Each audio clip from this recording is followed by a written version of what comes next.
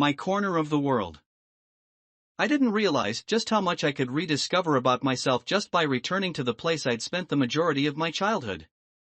The place I felt was truly home. Those days now seem so much easier, long before being influenced by others, their expectations, by my own insecurities. Back then, in my hometown, those things were all irrelevant, yet to come.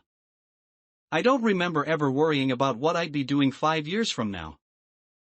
I was never worried about having perfected college applications or how popular I was or wasn't or whether I should send my crush a rap song to seem cool or a song I actually like but that they may find boring. My depression took up only a small part of my brain. I enjoyed family dinners and ice cream at my favorite spot after school without feeling guilty and punishing myself with exercise afterward.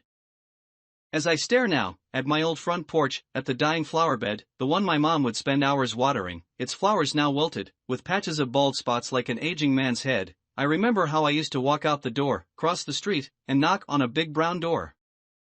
The door would open, and I'd smile as my neighbor, Will, opened it. He always knew I was there to see if he wanted to walk or scooter with me to the park down the street. We'd sometimes race along the sidewalk of our quiet neighborhood, lined with towering trees which blanketed the street in what I'd imagined to be these grand arches, the sunlight seeping in through the cracks in the leaves. 17-year-old me now walks along the same street, looking up at those arched branches, reminiscing those days, taking in a deep breath and, with a sigh of relief, stares up at those leaves, those rays of sunlight still shining through, still just as bright. The houses all remain the same mismatched colors. Another thing I always loved about my neighborhood, you wouldn't never see two houses the same size, shape, or color. Some had crooked roofs or wonky porch steps. There were thick, long weeds poking out from the cracks in the pavement, and cats of all shapes and sizes crossing the street. They were never hit, of course, they belonged to my neighbor, who at the time was known to everyone as the crazy cat lady.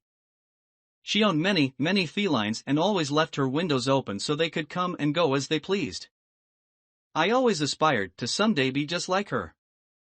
The park down the street wasn't my favorite park for the shiny swing sets or the pool I learned to swim in, but never to dive. I was always afraid of entering the deep end head first, still am.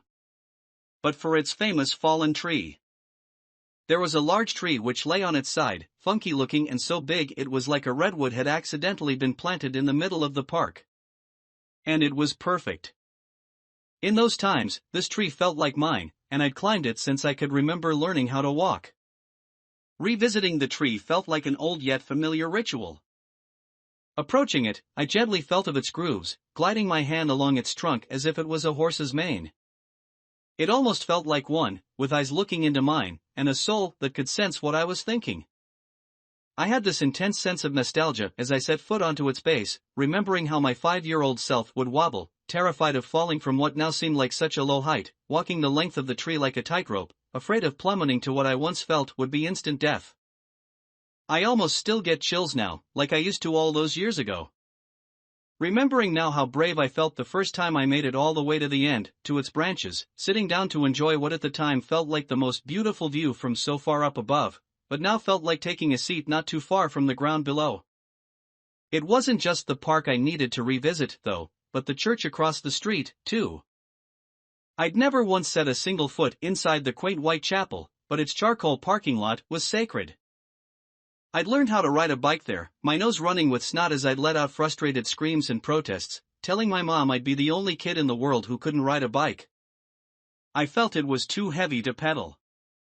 All this would happen as she laughed while filming me, then contemplated submitting the video to America's Funniest. Yet one day, as fate would have it, in the middle of that empty lot, I did it. I ditched that pink Minnie Mouse bike AMD its stupid white training wheels for a real bike. In fact, it was my brother's old bike I first learned on. And maybe he rode around effortlessly in the background for all of my many tantrums, but soon of course, I caught up to him. And I wouldn't end up as the only kid who couldn't ride a bike, which at the time meant more than wearing certain clothes or shoes or makeup. That same lot also had a small playground of its own, one that wasn't as shiny and new as its neighbor, but had jagged wood railings and uneven squeaky swings. But I remember sitting on those swings, trying to catch lightning bugs and getting stung by mosquitoes during the hot summers. This little corner of the world would forever and always be my corner.